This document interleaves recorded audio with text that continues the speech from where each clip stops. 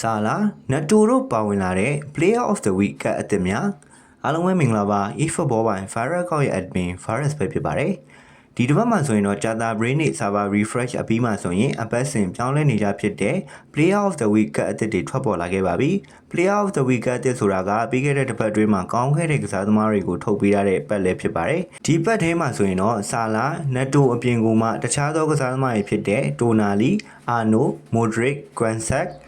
အိုင်ကာရီပေါ့နော်ဒီလိုကစားသမားမျိုးတွေပါဝင်တာကိုလည်းတွေ့ရပါတယ်ပြောမယ်ဆိုရင်တော့ပရိသတ်တွေနဲ့မစိမ့်တဲ့ကစားသမားတွေလည်းဖြစ်ပါတယ်ပေါ့နော်ဒီထဲမှာဆိုရင်တော့ကျွန်တော်အလိုချင်ဆုံးကကျွန်တော်က Chelsea ပရိသတ်ဖြစ်တာကြောင့်မလို့ဒါ Hull City အသင်းနဲ့ပွဲစဉ်မှာ hat-trick သွင်းယူခဲ့တဲ့ဒါနတ်တူရဲ့ကတ်ကိုလိုချင်တယ်ပြီးတော့ဒါ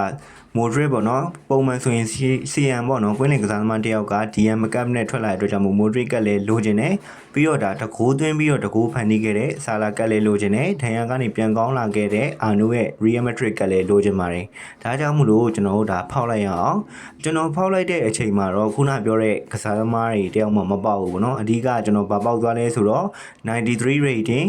တိုက်စစ်မှုဂါလာတာဆာရေးပေါ့နော်